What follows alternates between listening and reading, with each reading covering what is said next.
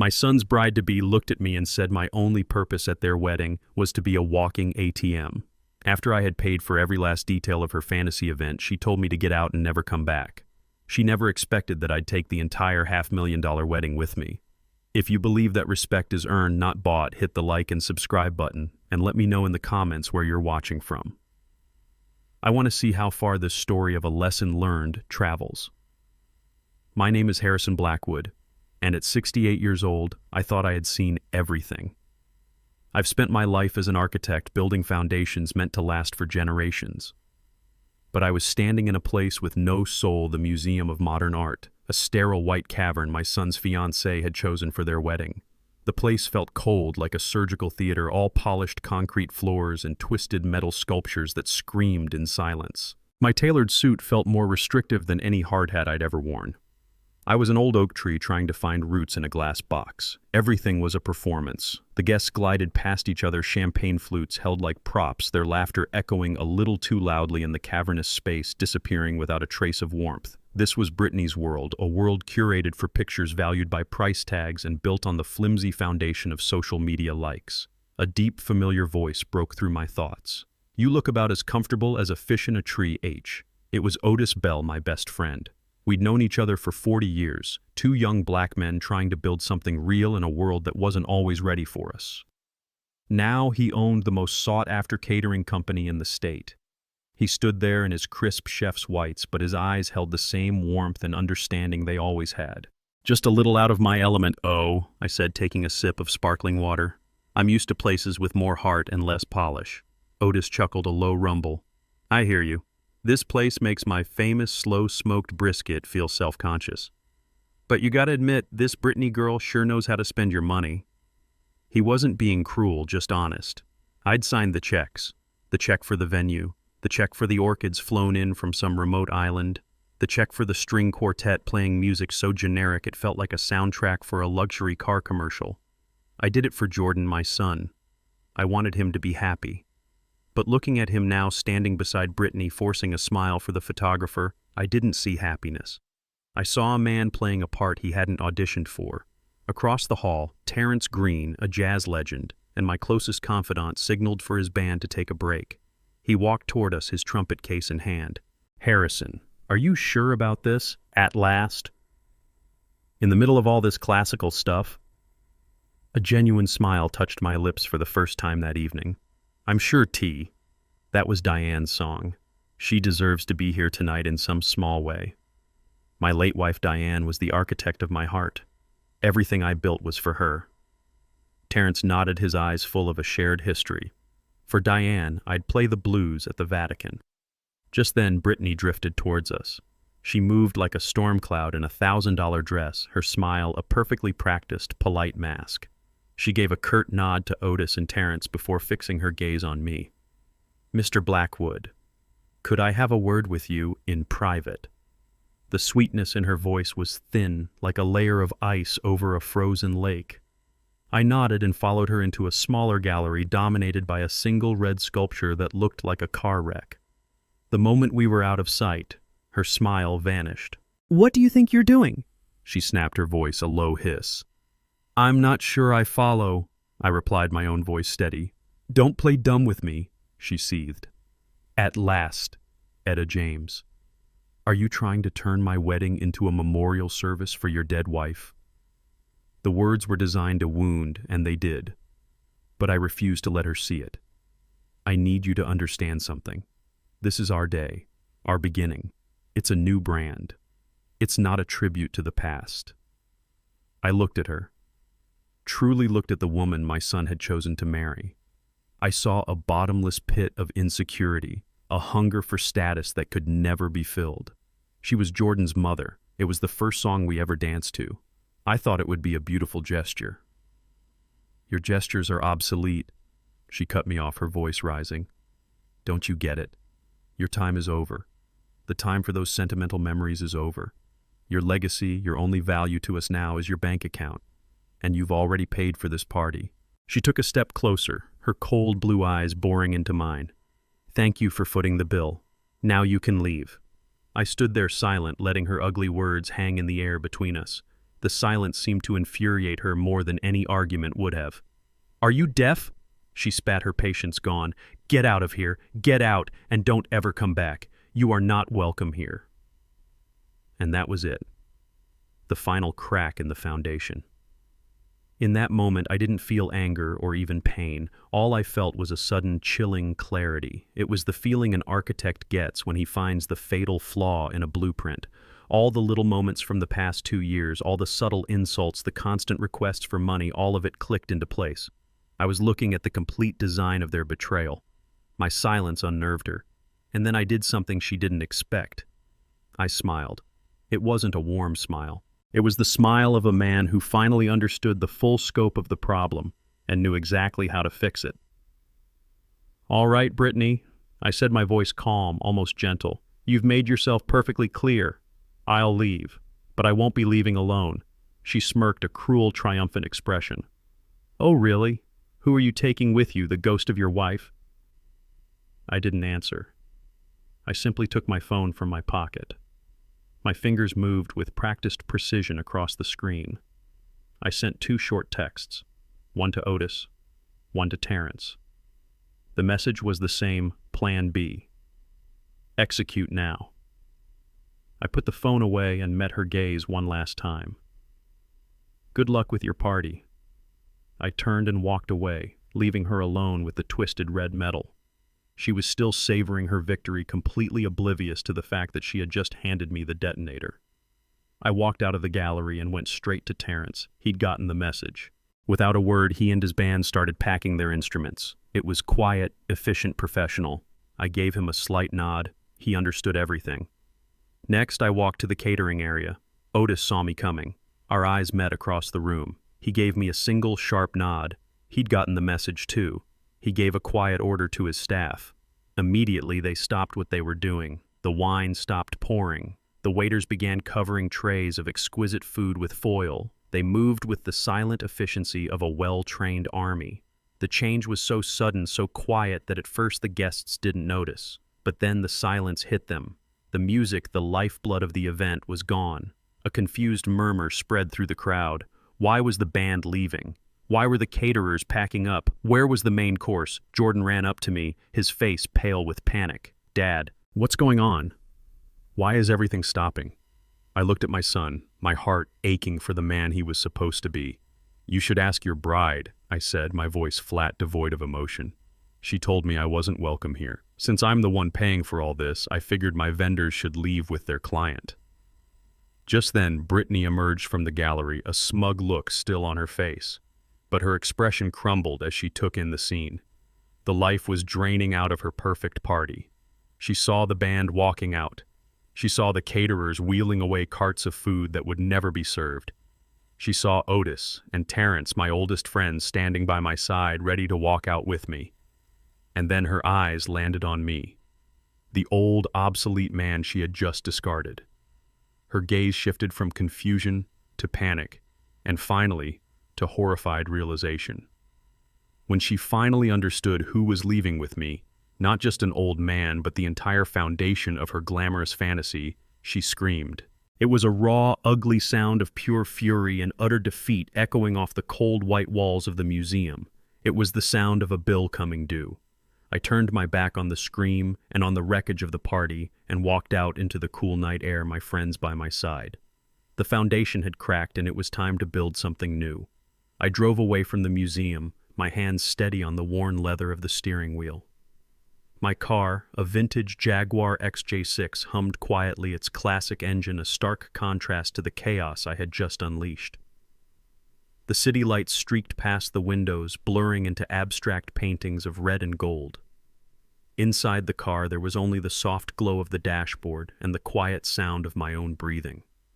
I had expected to feel a storm inside me. Grief for my son, rage at the woman who had poisoned his mind, but there was no storm.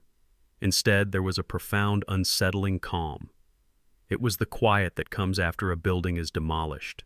The dust settles, and for the first time you can see the sky clearly. Brittany's scream was still echoing in my mind, but it was losing its power, fading like a bad dream. I realized with a sense of shock that I felt liberated. For 2 years I had been living in a house with a cracked foundation, pretending the walls weren't about to collapse. I had been slowly suffocated by 1,000 small compromises, 1,000 moments where I bit my tongue for the sake of a peace that was never real. I had been funding my own disrespect, writing checks to pay for my own erasure from my son's life. Tonight wasn't an act of destruction, it was an act of survival. It was the moment I stopped trying to patch the cracks and finally decided to tear down the rotten structure. I had loved Jordan with every fiber of my being. I still did. But the man I saw tonight with his hollow smile and frightened eyes was a stranger, a ghost, wearing my son's face. He had made his choice long before this evening.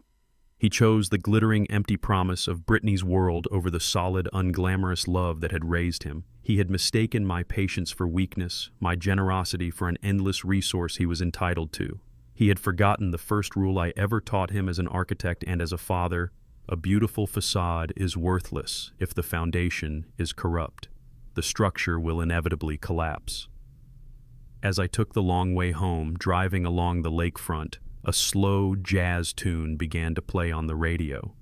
It wasn't our song, not Diane's song, but it was from our time. A time when love was a quiet thing you built together day by day, not a brand you marketed to the world. And the music combined with the gentle motion of the car pulled a memory to the surface. It was so clear, so vivid, it felt like it had happened yesterday. It was the beginning of the rot. The first almost invisible crack in the foundation that I had foolishly ignored. It was the day Jordan first brought Brittany to the house I had designed and built for Diane, every line and every window a testament to our life together. I remembered the way the air grew colder when she walked in, the way she looked at our home not as a place of love and memory, but as an asset on a balance sheet. I had dismissed the feeling back then. I had told myself I was being an overprotective father, an old man resistant to change. I was wrong. I was an expert in foundations, and my gut had been telling me from the very beginning that this one was unstable. Tonight I had simply acted on that long overdue structural report. The demolition was complete. Now it was time to remember how it all began. The change in my son began the day he brought Brittany to my home for the first time. It was a Sunday afternoon in early fall, the kind of day Diane had loved most. The sunlight streamed through the large windows of the living room, illuminating the specks of dust dancing in the air and warming the dark wood of the floors.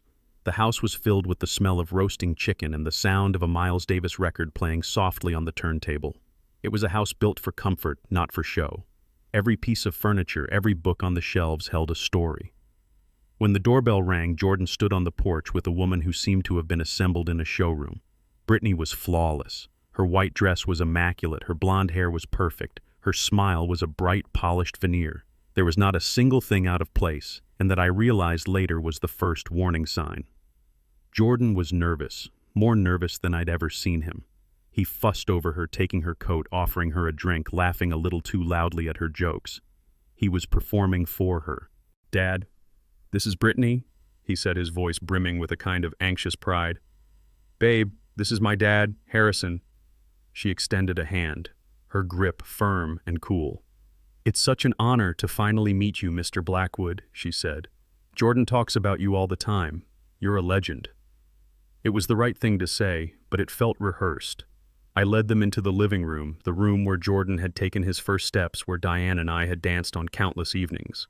Brittany's eyes scanned the space, but she wasn't seeing the memories. She was assessing the inventory. She passed by the worn leather armchair where I'd read to Jordan every night for years. "That's a classic Eames," she remarked. "Not to me, but to Jordan.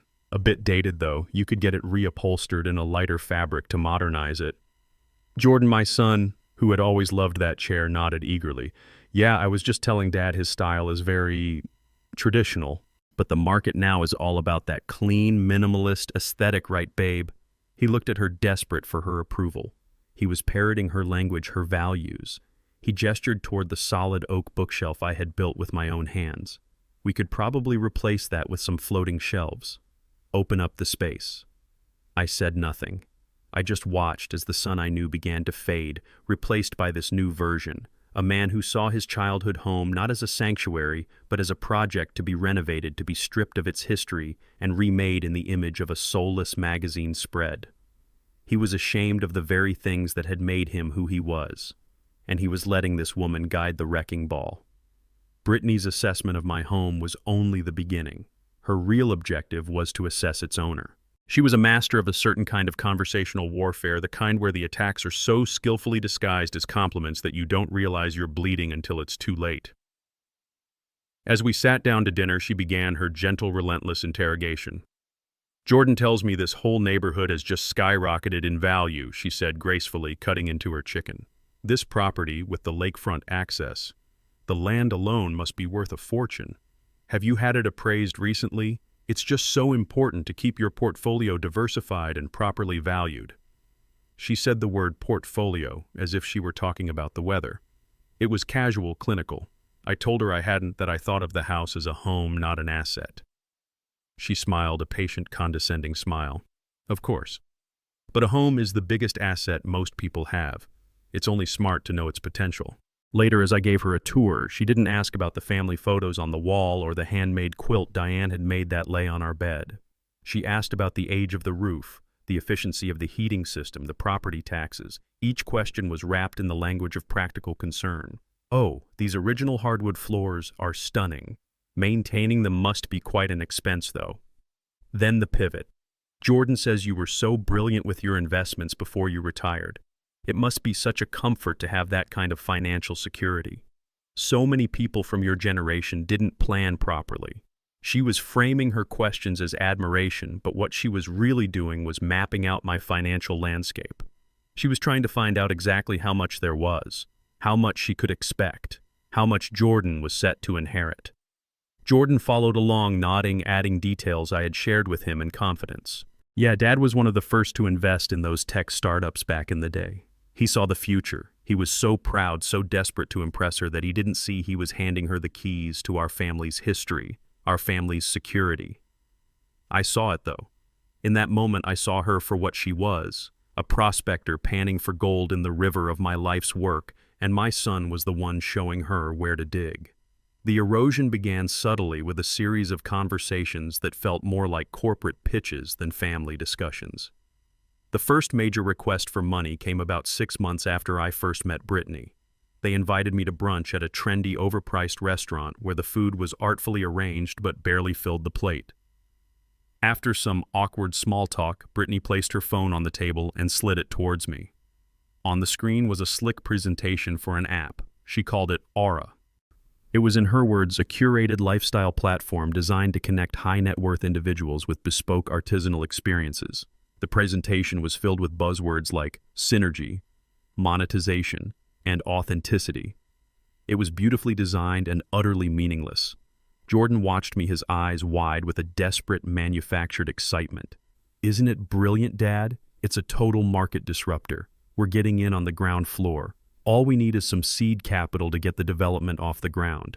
I scrolled through the slides. There were pictures of people doing pottery, laughing at wine tastings, and arranging flowers. There were no financial projections, no business model, no clear explanation of how the company would actually make money. I looked up from the phone. I didn't say it was a terrible idea. I didn't raise my voice. I simply asked the questions I would ask any contractor who came to me with a blueprint. "Who are your paying customers?" I asked. "Fees. Is it the users or the artisans providing the experiences? What's the revenue sharing model? What are your projected operational costs for the first 2 years? And how does that compare to your most conservative revenue forecast?"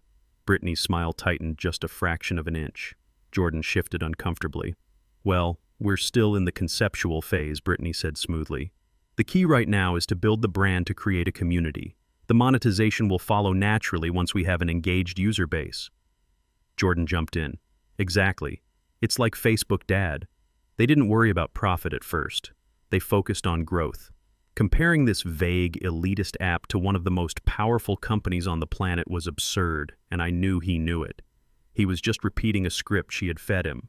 I said nothing for a long moment. I just looked at my son, and I saw how badly he wanted this, how badly he wanted her approval. So I nodded slowly. "All right, send me a formal proposal with the amount you need." A week later, an email arrived. The proposal was just as vague, but the amount was very specific. $50,000. I went to my study, logged into my bank account, and initiated the wire transfer. In the memo line, I typed "Loan for Aura App Development." I saved a PDF of the confirmation in a new folder on my computer. I named the folder Documentation. The second request came 8 months later. The Aura app had launched and predictably had gone nowhere. It was a ghost town of unbooked experiences. Jordan and Brittany came to the house for dinner. This time their approach was different. It wasn't excitement. It was a carefully constructed panic. Brittany explained that the app wasn't the problem. The problem was marketing. "We need to generate buzz," she said, pushing a piece of salmon around her plate. "We need to show people the kind of exclusive lifestyle Aura represents." She then unveiled her grand new plan. She wanted to host an all-expenses-paid influencer retreat in Bali. She would fly 10 of her blogger and influencer friends to a luxury villa for a week to generate organic content that would drive traffic to the app. It was a lavish vacation masquerading as a business expense. This time I felt a cold knot tighten in my stomach. "Let me see if I understand," I said, my voice even. "You want to spend a significant amount of money flying people to Indonesia in the hope that they post some pictures on the internet that might lead to a few app downloads?" Jordan's face flushed with frustration. "You don't get it, Dad. It's about perception. It's about brand alignment. You have to spend money to make money. That's how modern business works." He was talking down to me, a man who had built a multi-million-dollar architectural firm from nothing. He was treating me like I was a relic who didn't understand the new world. I asked to see a budget for this retreat. The document they produced was a joke. It listed expenses for business-class flights, a private chef, and daily spa treatments. I looked at the total at the bottom, $75,000. I pushed the paper back across the table. "Jordan, the return on this investment seems speculative at best." My son's face fell. He looked wounded, and for a moment I saw the little boy who used to come to me for help with his math homework. Then his expression hardened, and he looked at Brittany, who gave him a subtle, almost imperceptible nod. He turned back to me. "Please, Dad," he said, his voice quiet and heavy with manipulation. "This is really important. To Brittany. To us. We can't let this dream die because of a temporary cash flow problem." He used the word "us." It was a deliberate choice meant to make me feel like I was the obstacle standing in the way of his happiness, of their shared future. I knew in that moment that I was being played. I knew I was funding their delusion. But I also knew that arguing would get me nowhere. They would twist my concern into cruelty, my wisdom into a lack of faith. So again, I relented. The next day, I made the transfer. In the memo line, I wrote "Loan for Bali Marketing Event," and I saved the confirmation in the same folder right next to the first one. I wasn't just losing money, I was building a case. The final crack in the foundation, the one that proved the entire structure was unsalvageable, came when we discussed the wedding itself. I had invited them over for dinner, hoping for a moment of genuine connection away from the noise of their new life. After we ate, I spread a hand-drawn sketch across the dining room table. It was a simple, elegant plan for a wedding ceremony at the lake house. I envisioned it taking place in late spring in the garden Diane had spent decades cultivating, with the scent of roses in the air and the sound of the lake lapping gently in the background. It would be intimate, meaningful, and deeply personal. We could have the reception on the great lawn, I said, my voice filled with a hopeful warmth. Otis could do the catering, Terrence and his band could play. It would be a celebration, not a production. Something real. Brittany looked at the sketch for a long moment, her expression unreadable. She didn't dismiss it immediately. She was too clever for that. She picked it up, holding it as if it were a curious, primitive artifact. "Harrison, this is a very sweet thought." She began the word "sweet," landing like a drop of poison. "It's very quaint, but we have to think about the guest experience. The logistics of getting 200 people out to the lake are a nightmare. And honestly, a backyard wedding doesn't really align with the brand we're trying to build. The brand." There was that word again. She spoke of her marriage as if it were a new product she was launching. She wasn't building a life, she was building a brand. I turned to my son. "Jordan, remember those summers we spent at that house learning to fish off the dock? The bonfires at night? That place is our family's history." I was pleading with him, trying to reach the boy I had raised, the one who understood the value of things that couldn't be bought. He wouldn't meet my eyes. He stared at the salt shaker on the table. It's a bit rustic, Dad," he mumbled. "Brittany has her heart set on something more sophisticated." Brittany saw her opening and seized it. She put my sketch aside and pulled out her tablet, tapping the screen to life. It displayed a picture of the Museum of Modern Art, cold white and enormous.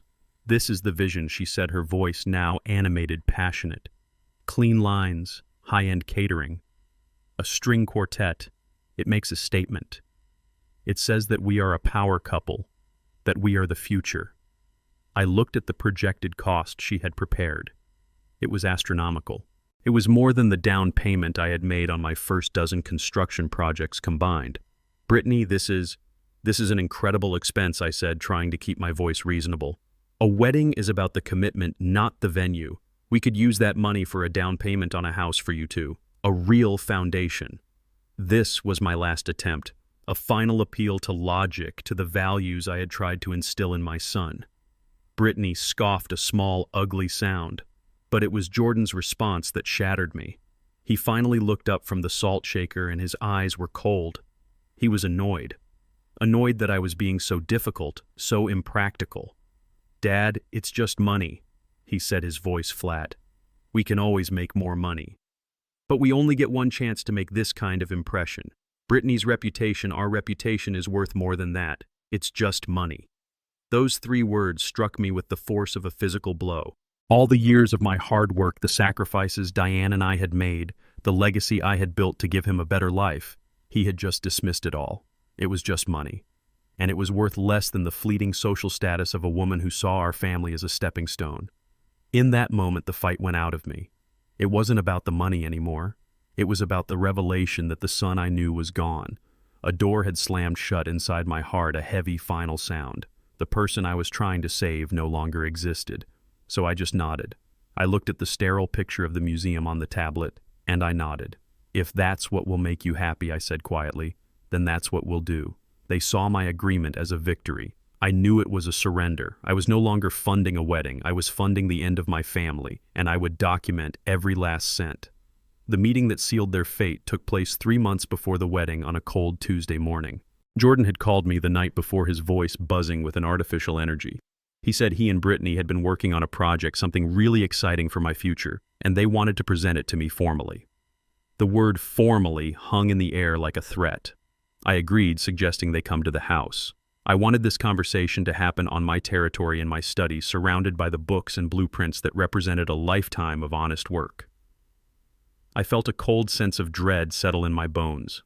I knew this wasn't going to be a presentation. It was going to be an ambush. They arrived precisely at 10 a.m., dressed not for a family visit but for a corporate takeover. Jordan was in a suit that was too slick for him, and Brittany wore a sharp blazer carrying a leather portfolio. She was the one who began, her voice radiating a practiced, predatory enthusiasm. "Harrison, thank you so much for seeing us." She started laying out a series of glossy brochures on my antique oak desk. The images were of smiling, silver-haired seniors playing tennis, taking art classes, and dining in elegant hotel-like restaurants. "We know that since you've retired, you've been a little isolated out here. So we've been doing some research, looking for a way to optimize your lifestyle for the next chapter." I looked at the brochure. Evergreen Meadows, a premier lifestyle community.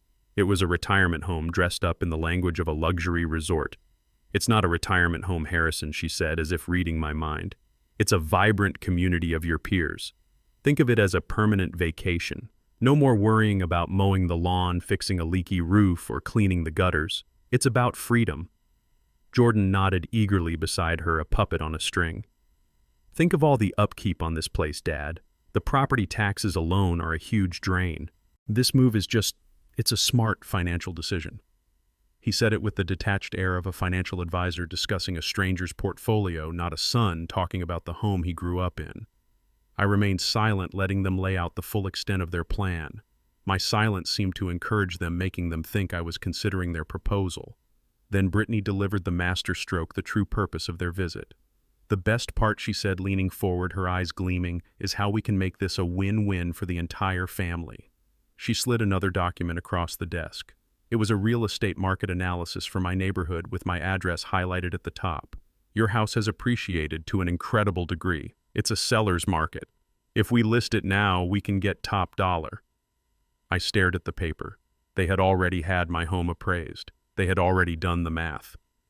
Jordan finally spoke up, laying out the ugly details with a chilling casualness. So the plan is simple.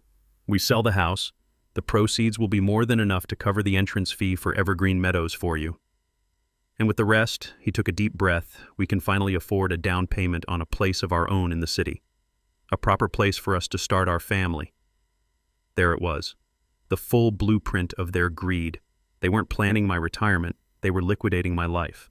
They intended to sell the home I had built with my own hands, the sanctuary where I had raised my son, the place where every corner held a memory of Diane. They would use that sacred money to fund their own lavish lifestyle, and in exchange they would store me away in a gilded cage until I died. I listened, but I wasn't really hearing the words anymore. I was looking at the architecture of their betrayal. I saw every lie, every manipulation, every calculated move that had led to this moment. They were talking about my life as if it were a property to be flipped for a profit. The structural integrity of our family, the foundation of love and respect I thought I had built, was gone. It had been a facade all along. I looked at my son. I looked into his eyes, searching for a flicker of doubt, a hint of shame, a trace of the boy who once believed that a home was more than just an asset. I found nothing. He just looked back at me, waiting for my answer, a hopeful, expectant look on his face. He truly believed this was a good idea. He saw no betrayal, no disrespect. He only saw a logical solution to a financial problem, and the problem was me. My life. My home. After a long, heavy silence that filled every corner of the room, I finally spoke. My voice was quiet, devoid of all emotion. I pushed their glossy brochures and market analyses back towards them. "You've given me a lot to think about," I said. "Let me review this." They took my calmness as a sign of consideration of a potential victory. Brittany smiled a triumphant little smirk. They had no idea what they had just done. They had expected an argument, an emotional outburst. They had prepared for a fight. They were not prepared for the dead, quiet calm of a man who had just confirmed his worst fears and was now finally ready to act. They had presented me with their plan. Now it was time for me to start working on mine. The day after their ambush, I did not call my son. I did not rage or grieve. I took the folder I had named Documentation, and I made an appointment. I didn't go to the old family lawyer who had handled my will for 30 years, a kind man who would have offered me platitudes and lukewarm tea. I had no need for sympathy. I needed a surgeon. My research led me to a high-rise building downtown, to a law firm with a name made of sharp, modern angles. The office of Kendra James was on the 35th floor with a view that stretched across the entire city. The space was like the woman herself, minimalist, precise, and powerful. There were no family photos on her desk, no sentimental clutter. There was just a sleek laptop, a single black pen, and a block of polished granite that served as a paperweight. The air was cool and smelled faintly of steel and glass. Kendra James was a woman who looked to be in her late 30s, dressed in a charcoal gray suit that was both elegant and severe. She didn't smile when she greeted me. She simply shook my hand, her grip firm and brief, and gestured for me to sit. "Mr. Blackwood," she said, her voice a calm, low-pitched instrument of efficiency.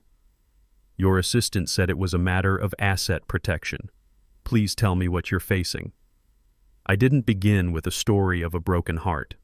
An architect does not begin a project by describing his feelings about the building. He begins with the blueprints. I opened my briefcase and placed the thick folder on her glass desk. The sound was a soft, definitive thud in the quiet room. "Ms. James." I began, my voice as steady as my hand. "I am the founder and sole owner of a lifetime of assets, and I am currently facing a hostile takeover attempt from within my own family.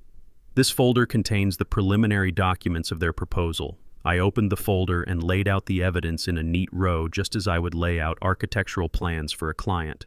First, the glossy brochure for the luxury retirement community.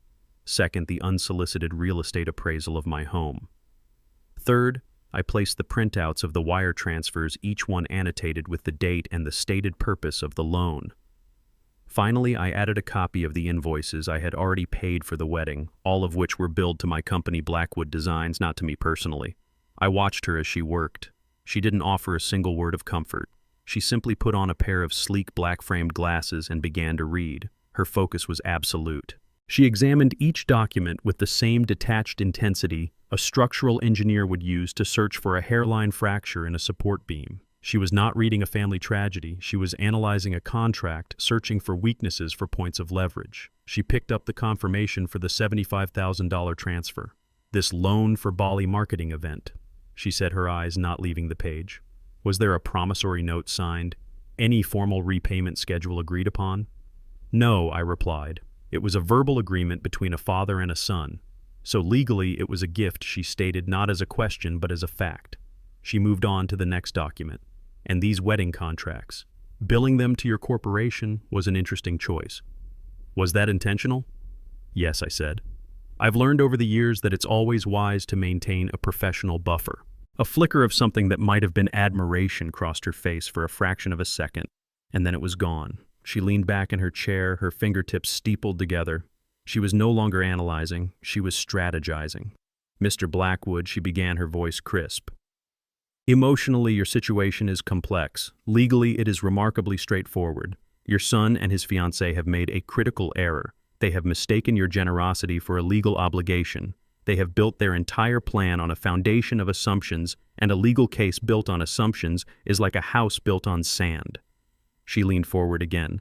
They want to liquidate your primary asset, your home. So we will remove that asset from the equation entirely. I will draft the paperwork to place your property into an irrevocable trust effective immediately. We will name it the Diane Blackwood Legacy Trust. You will be the trustee. Upon your death, the trust will have a new beneficiary. I would recommend a charity or an educational institution you admire. Your son can be granted lifetime residency provided he pays all taxes, insurance, and maintenance costs himself. He will be able to live in the house, but he will never be able to sell it or borrow against it. It will be a home, not an ATM. The plan was clean, cold, and perfect. What about the money I've already given them, I asked. The gifts, she corrected me gently. We will draft promissory notes for each amount. We will send them to your son for his signature, formalizing them as legal debts with a standard interest rate. He will likely refuse to sign. That's fine. His refusal will be a matter of record useful should he ever attempt to claim in probate court that you intended to fund his life indefinitely. It establishes a pattern. Finally, she tapped the wedding invoices. And this is your leverage. Your corporation is the client. If the client is insulted, asked to leave the premises, the client has every right to terminate the services of its vendors. It's clean. It's business. She laid out the entire strategy with the passionless precision of a master chess player explaining a checkmate sequence.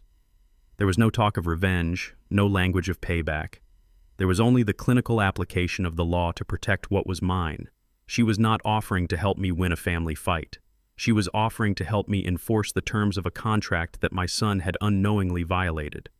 I looked at this sharp, brilliant woman, and I felt the first glimmer of hope I had felt in months. I had come to her with a crumbling foundation. She had just handed me a new set of blueprints drawn in steel. Ms. James, I said, my voice clear and resolved. Please proceed. Over the next 2 weeks, I moved with the quiet efficiency of a man executing a set of blueprints he knew by heart. The first and most important step was to build a fortress around the heart of my legacy, the house. Kendra James drafted the documents for the irrevocable trust with the precision of a master cartographer mapping out a new, unbreachable border. I sat in her office and read every word. The legal language was dense, but the architecture of the plan was simple and beautiful in its strength. The property would be transferred into a new entity, the Diane Blackwood Legacy Trust. It was no longer just a house. It was a monument to her memory, and it would be protected by the full force of the law. I was the trustee, the guardian of that legacy for as long as I lived. But the true genius of the structure was what happened after I was gone. The trust's new beneficiary would not be Jordan. It would be the School of Architecture at my old university, a place that had given me my start, a place Diane and I had supported for years. The trust would fund a scholarship for underprivileged students in her name forever. A clause was inserted, a single paragraph that acted as both a kindness and a cage. Jordan would be granted the right to live in the house for the remainder of his life. He could raise his family there, walk the same halls he did as a child, and enjoy the shelter I had built. But he would never be its owner. He could never sell it, never borrow against it, never treat it as a line item in his portfolio. He was also responsible for all of it, the taxes, the insurance, the upkeep. He was being given the responsibility of a home without the financial prize Brittany so desperately craved. It was no longer an asset to be liquidated. It was a legacy to be maintained. Signing that document didn't feel like an act of revenge. It felt like an act of preservation. I was protecting my wife's memory from the very people who should have been its most devoted guardians. Next, Kendra turned her attention to the financial bleeding. She took the printouts of the wire transfers, the $125,000 I had poured into their fantasies, and she began to build a different kind of structure, a structure of debt. She drafted 2 legally binding promissory notes, one for $50,000 for the failed app, the other for $75,000 for the influencer vacation in Bali. Each document was a quiet legal statement. It transformed what they saw as an entitlement into a debt. It retroactively reclassified my generosity as a formal loan, complete with a modest standard interest rate and a clear repayment schedule. "We will send these to your son via certified mail," Kendra explained, her voice devoid of emotion. "He will be instructed to sign and return them. He will almost certainly refuse. He will likely call you angry and confused. This is expected." His refusal to acknowledge a debt does not invalidate it, especially when we have the bank records of the transfers. His refusal simply becomes another piece of evidence for our file. It demonstrates his intentions. Her strategy was brilliant. It wasn't about getting the money back. It was about changing the narrative. I was no longer the endlessly indulgent father. I was a creditor. The final piece of the puzzle, the operational plan for the wedding itself, was something I had put in place months ago, guided by a flicker of foresight I didn't even know I possessed at the time. When Brittany had insisted on the most expensive vendors in the city, from Otis's catering to Terrence's band, I had agreed. But I had not signed the contracts as Harrison Blackwood private citizen. On the advice of my accountant, I had signed every contract under my corporate entity, Blackwood Designs. It was a simple legal shield, something I did for all large expenditures. But buried in the standard terms and conditions of each contract was a clause Kendra James had reviewed and described as perfect. The clause stated that all services were to be rendered to the satisfaction of the client's designated on-site representative. If this representative was for any reason asked to leave the event, the company reserved the right to consider the contract terminated and all services immediately concluded. The on-site representative for Blackwood Designs on every single contract for that wedding was listed as me, Harrison Blackwood. I had, without realizing it, built my own escape hatch. The trap was not something I had to build. It was something they had unknowingly asked me to set. All the pieces were now in place. My assets were protected. My intentions were legally clarified. And the mechanism for the final public lesson was locked and loaded. All I had to do now was wait for the wedding day. We didn't go home. Instead, we went to a small jazz club downtown, a place called the Blue Note, a refuge tucked away in a quiet alley. It was a place Diane and I used to go, a place filled with the ghosts of happier times. The air was thick with the smell of old wood whiskey and the soulful cry of a saxophone. Otis, Terrence, and I took a small booth in the back, away from the sparse crowd. We didn't talk much. There was nothing left to say. We just sat in the comfortable silence of old friendship, nursing our drinks. I wasn't celebrating. I was mourning. Mourning the son I had lost long before this night. I felt a profound sadness, the heavy, quiet grief of an architect who has just condemned a building he spent his life constructing. The calm was shattered when the doors to the club burst open, letting in a blast of cold night air and a hurricane in a white dress. It was Brittany. Her perfect hair was now slightly disheveled, her makeup was smudged beneath her eyes, and her expensive dress looked like a costume she was desperate to rip off. Her face was a mask of pure, unadulterated fury. Trailing behind her like a ghost was Jordan, his face ashen, his tuxedo, looking 2 sizes too big for his suddenly frail frame. He looked lost, a boy who had followed a storm into a place he didn't belong. They spotted us in the back, and Brittany marched towards our booth, her heels clicking like gunshots on the wooden floor. "You!" she shrieked, her voice raw and ugly, causing the few other patrons in the bar to turn and stare. "How could you do this? How could you be so cruel, so selfish?" She stood over our table, vibrating with rage. Otis and Terrence remained perfectly still, their expressions unreadable, 2 mountains unmoved by her tempest. I didn't move either. I just looked up at her. "You ruined everything," she continued, her voice cracking. "My wedding, my reputation. The best day of my life, and you destroyed it for what? Because of some stupid sentimental song, you are a vindictive, pathetic old man. The insults were meant to provoke, to draw me into her chaos, but I refused. I had spent the last 2 years absorbing her veiled insults. These open ones were almost a relief. Jordan finally found his voice, a weak, pleading sound that was even more pathetic than her rage. "Dad, please," he begged, his hands outstretched as if to ward off a blow. Just stop this. Call them back. We can fix this. Please, Dad, it's my wedding day. It's my wedding. How could you do this to me?" He didn't defend her. He didn't apologize for her behavior. He just wanted me to make the consequences disappear. He was completely blind to the fact that he was standing next to the person who had detonated the bomb, and he was begging me to put the building back together. I just sat there and I watched them. I watched the woman my son had chosen, her face twisted with a primal greed and entitlement. And I watched my son, a hollowed-out man, begging me to undo the damage he had allowed to happen. I didn't see a bride and groom. I saw 2 children throwing a tantrum in the middle of a grocery store because they had been denied a candy bar. Their sound and fury filled the small club, but at our table there was only a profound, unbreakable calm. They were screaming at a wall of silence, and it was driving them mad. Their anger began to curdle into desperation. They had come here expecting a fight, expecting to find me gloating, expecting to have a screaming match. They were not prepared for this. They were not prepared for the quiet, sad finality in my eyes. They were not prepared for a man who had already made his peace with the wreckage. I let their anger wash over our booth, a wave of hot, useless noise that broke against the seawall of our silence. When their words finally ran out, leaving only the ragged sound of their own breathing and the soft lament of the saxophone from the stage, I took a slow sip of my water.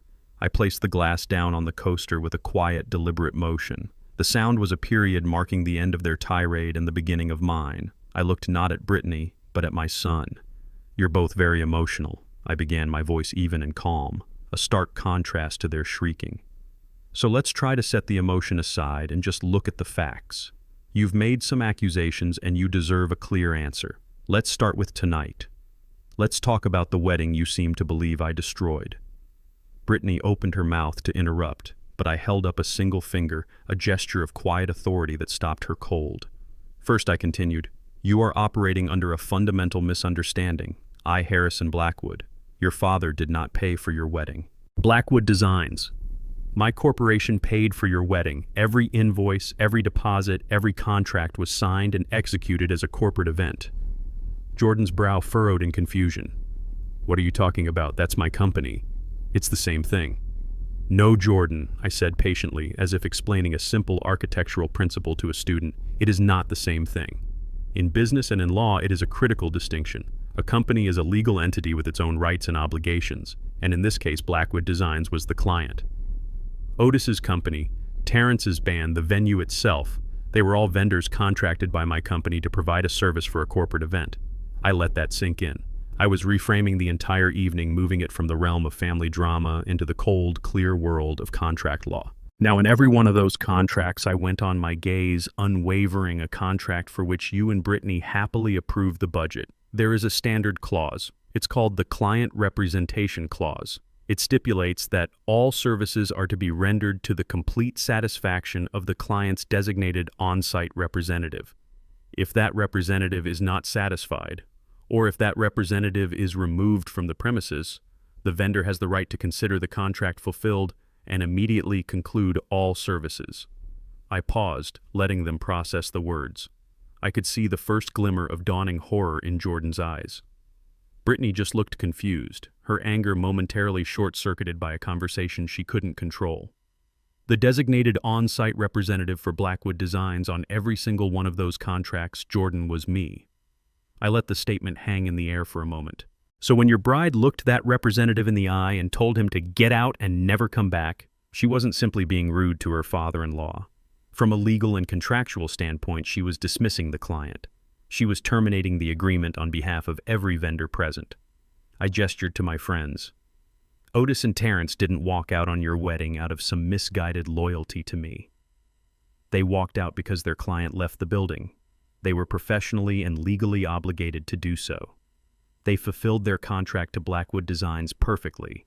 There was no drama. There was no revenge. It was just business. A simple, logical consequence of an action. You terminated the contract.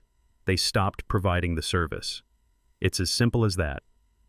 I let the logic of my explanation settle into the silence of our booth. I saw Jordan struggling with it, trying to find a flaw in the contractual wall I had built. Brittany, however, just looked impatient.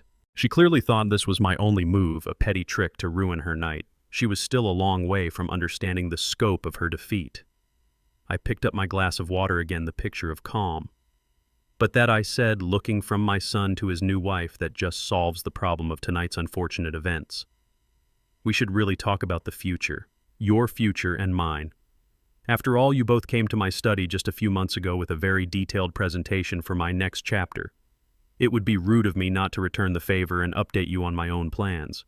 I saw a flicker of unease in Brittany's eyes. This was not following her script. Let's talk about the house. I said, my voice soft but carrying the weight of a final judgment. The lake house.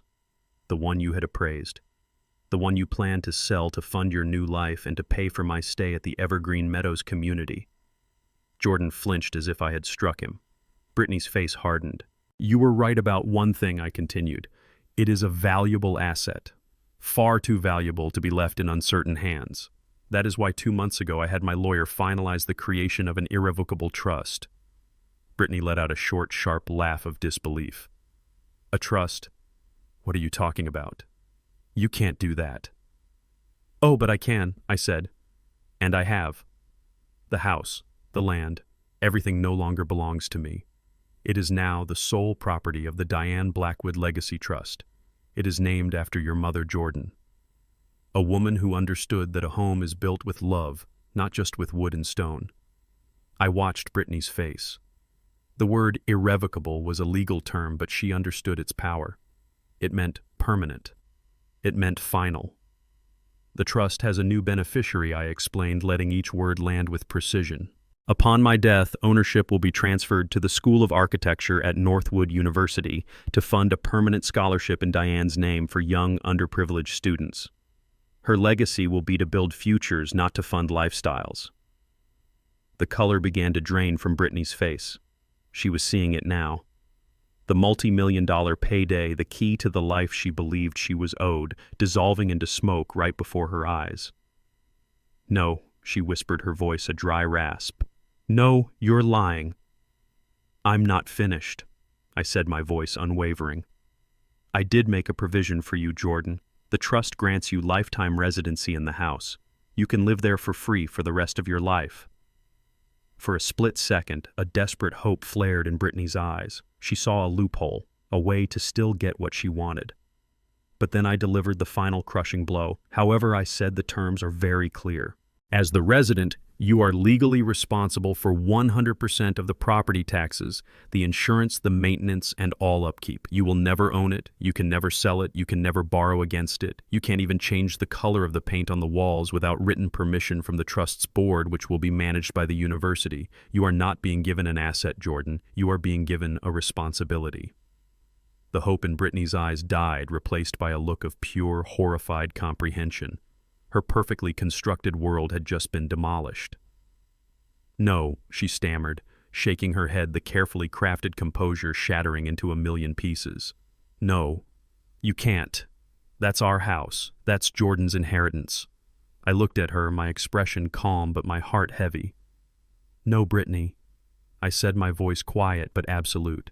It was never your house, and it was Jordan's birthright, not his inheritance. A birthright he was fully prepared to sell to the highest bidder. I simply did what a good architect always does. I protected the foundation. Brittany was still sputtering her mind, reeling from the loss of the house, but I wasn't finished. There was one final lesson to be taught, and this one was not for her. This was for my son. I turned my full attention to Jordan, and for the first time that night, my voice lost some of its cold detachment, replaced by a quiet, profound sadness. And that just leaves one last piece of business. I said, my eyes locked on his. The money. He looked at me confused, like a man already knocked down who couldn't imagine another blow was coming. The money, Dad. What are you talking about? The wedding, no, son, I said gently. Not the wedding. That was a corporate expense and the books on that are now closed. I'm talking about the other money. The $125,000 that you and Brittany referred to as my investment in your various projects. I saw a flash of fear in his eyes. He knew what I was talking about. The failed app, the Bali vacation disguised as a marketing trip, the money he had taken so easily, so thoughtlessly. Those were gifts, Dad, he stammered, his voice barely a whisper. You gave us that money to help us get started. That's an interesting perspective, I said, my voice hardening slightly, because I don't remember signing any gift tax forms. I don't remember any conversations where the word gift was used. I remember you asking for seed capital. I remember you asking for an investment. Those are business terms, Jordan, and business investments are expected to show a return, or at the very least, they are expected to be paid back. I reached into the inside pocket of my suit jacket and pulled out 2 envelopes. I slid them across the table. They landed in front of him with a soft, final sound. 2 weeks ago, I explained my lawyer sent you 2 registered letters containing legally drafted promissory notes formalizing those amounts as personal loans from me to you. You refused to sign for them. That's all right. Your refusal has been noted. These are your copies. He stared at the envelopes as if they were venomous snakes. He didn't touch them. He looked up at me, his face a canvas of disbelief and dawning horror. The easy confidence he had worn like a costume was gone, stripped away to reveal the frightened, insecure boy underneath. He was finally beginning to understand. This wasn't an impulsive act of anger. This wasn't a father having a tantrum. This was a long-planned, meticulously executed strategy. He was looking at the results of months of quiet documentation of every lie and manipulation being cataloged and filed away. He had thought I was blind, but I had been watching everything through a magnifying glass. What is this? He whispered, his voice trembling. You're making me pay it back. Of course you're paying it back, I said, my voice calm but absolute. With interest. It's a debt, Jordan, a significant one. And you are now officially in default. My lawyer will be in touch with you next week to discuss a repayment schedule. I would advise you to take her call. I saw the last of his composure crumble. The full weight of his new reality came crashing down on him. There would be no multi-million-dollar house. There would be no endless supply of cash from his father. There was only a mountain of debt and a life he now had to figure out how to pay for on his own. He wasn't just losing an inheritance. He was losing his safety net, his crutch, his lifelong get-out-of-jail-free card. He was for the very first time in his 35 years completely and utterly on his own. And the terror of that realization was written all over his face.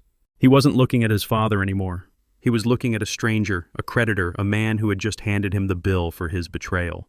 Brittany was a statue of shattered glass, her beautiful, cruel face finally broken.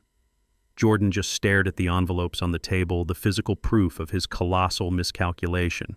The fight was over. All that was left was to deliver the final lesson. I looked at my son, and the last of my anger dissolved, leaving only a vast, aching sadness.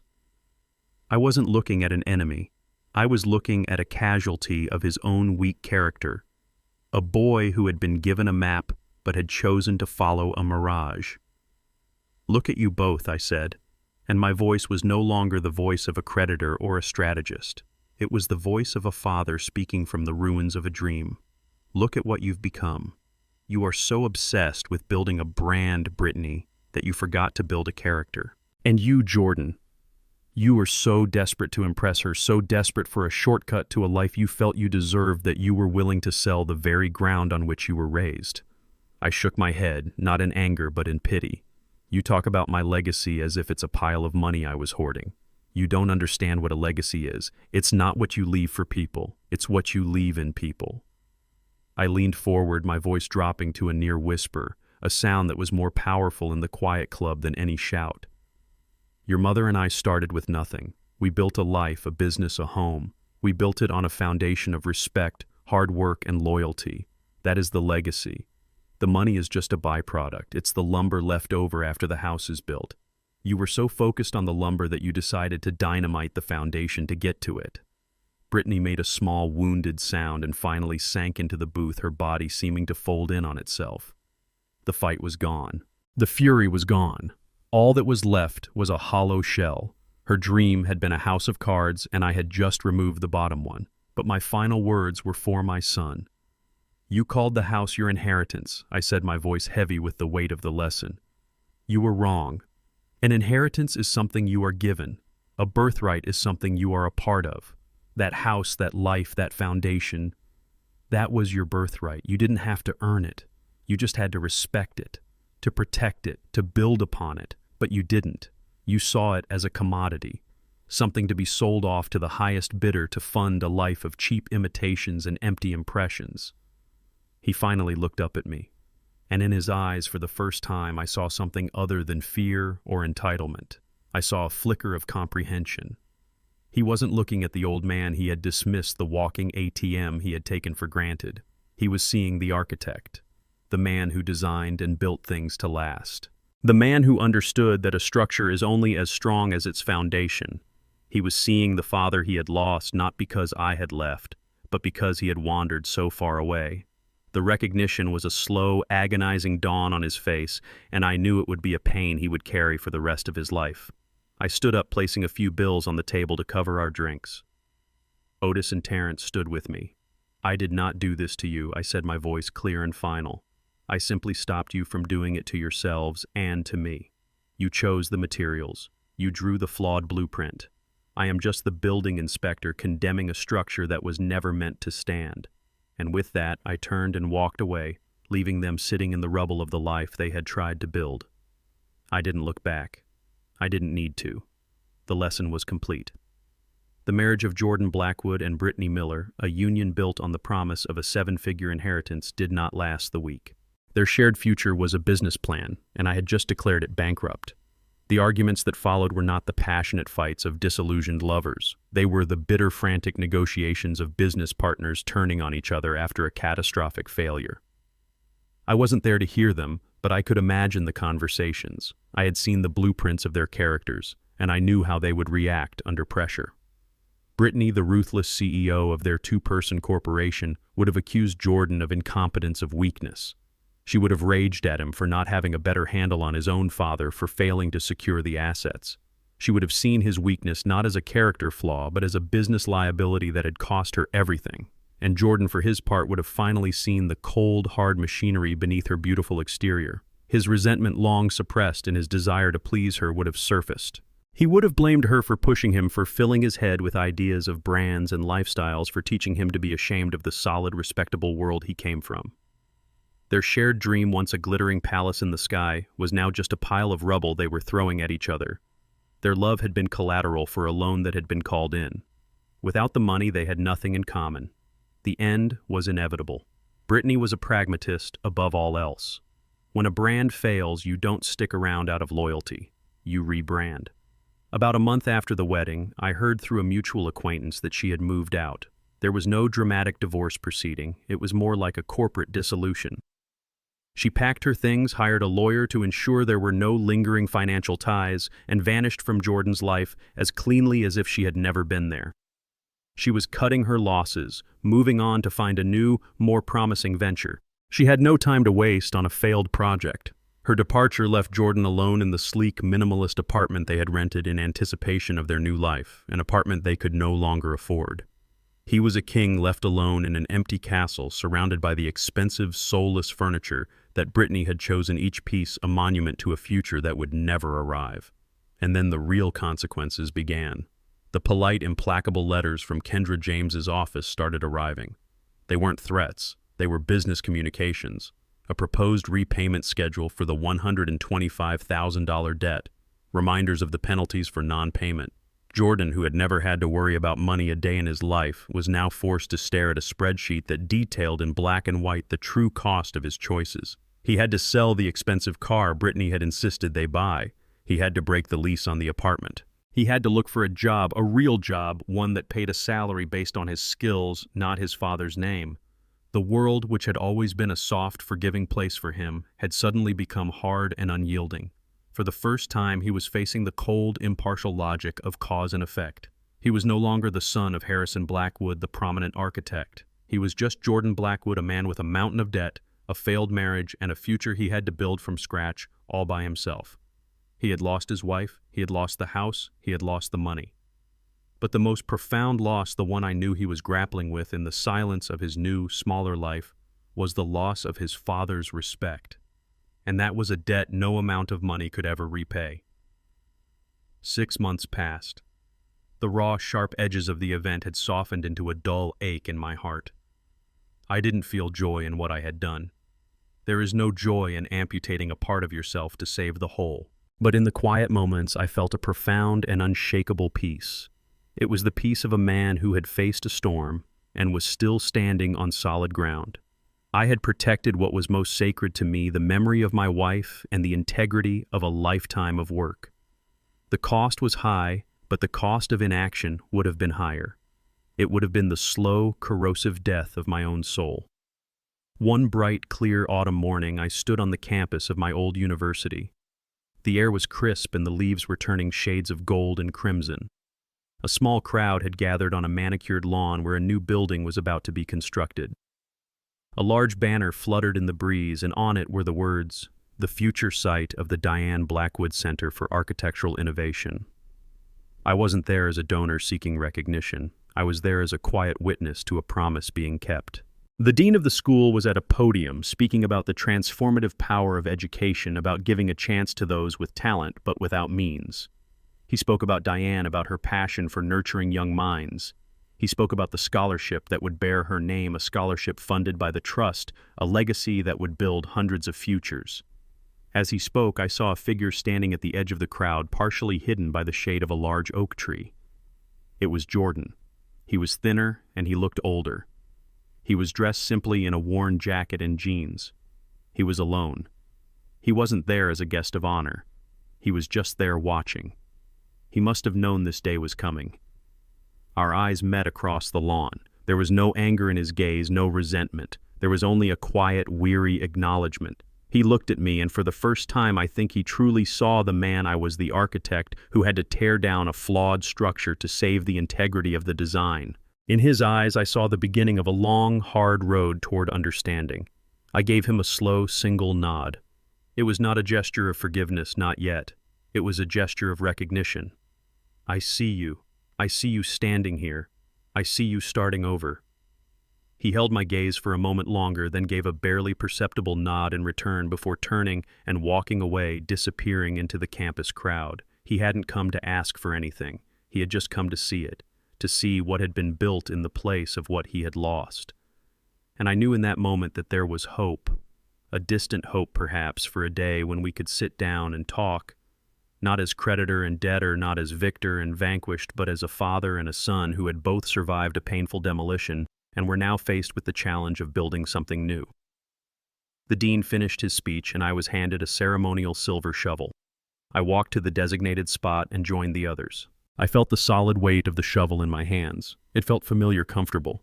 I pushed the blade into the soft earth. The sound it made was not an ending, it was a beginning. It was the sound of a new foundation being laid, a legacy, not of money, but of opportunity. A legacy that would stand long after I was gone. A legacy that was finally and truly secure. This whole experience taught me a difficult but necessary lesson. A family, much like a building, requires a foundation of mutual respect to stand strong. For years I allowed that foundation to be chipped away in the name of a false peace, mistaking my generosity for love when it was only enabling disrespect. I have learned that true strength isn't found in endless giving, but in the wisdom to set firm boundaries. Sometimes the most loving act is not to keep patching the cracks, but to condemn a rotten structure in order to protect the ground on which it stands. I've shared my story, and now I'd love to hear a piece of yours. Have you ever had to make a difficult choice to protect your own legacy or self-respect? Let me know in the comments, and please tell me where in the world you're watching from. If my story resonated with you, show your support by liking this video and subscribing for more.